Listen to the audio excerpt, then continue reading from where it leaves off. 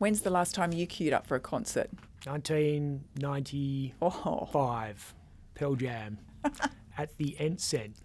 I never passed out in the sun while queuing up for merchandise that's probably available online though. Such is the illogically manic behaviour Mr. Harry Styles can inspire. In true Perth style, we couldn't even be trusted to queue properly.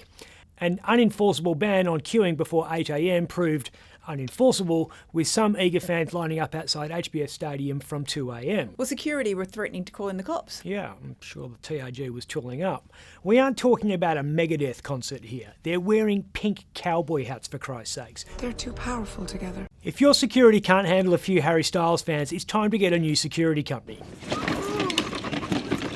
Looks like Elbow might need some new security. Yeah, the PM in Kalgoorlie Monday as part of a tour that was meant to showcase the federal government's love of regional WA, but was hijacked by regional WA's love of getting pissed and fighting. Elbow's decision to effectively end grog bans in the Northern Territory was blamed for a policing and health crisis in the Red Centre. The country was appalled at the scale of the lawlessness, and then the goldfields towns of Laverton and Leonora said, "Hold my beer," which was empty because they'd already drunk it. Mark McGowan won't say it, but he thinks the PM was wrong to scrap the debit card, a move that clears the way for dole payments to be spent here. Hello, my man. Looks like we'll be having these 2 old cases of beer today. Instead of here. Grocery shopping.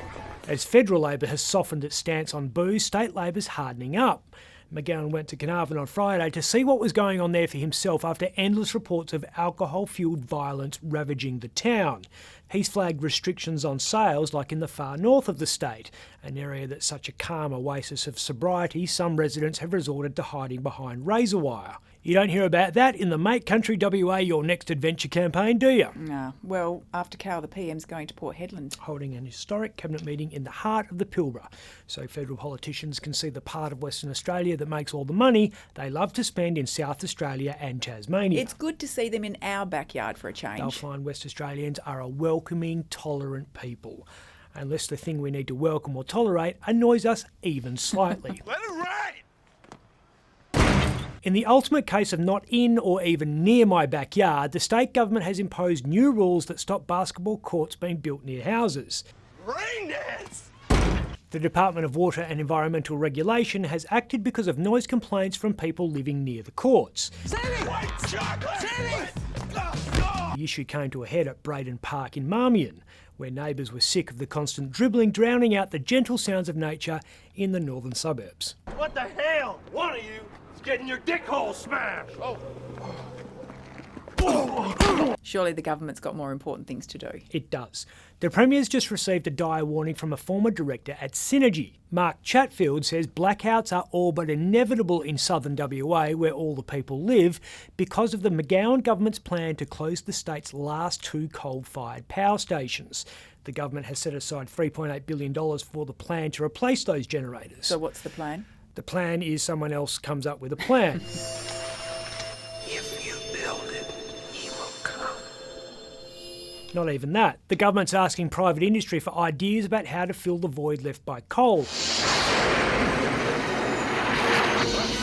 Chatfield says there are no plausible ideas, and in 7 years' time, the lights are going to go off. He makes the point that the government's spending $150 million building the biggest battery ever in WA. The flux capacitor. But we need 30 of them. Oh, okay, so that's what? $4.5 billion.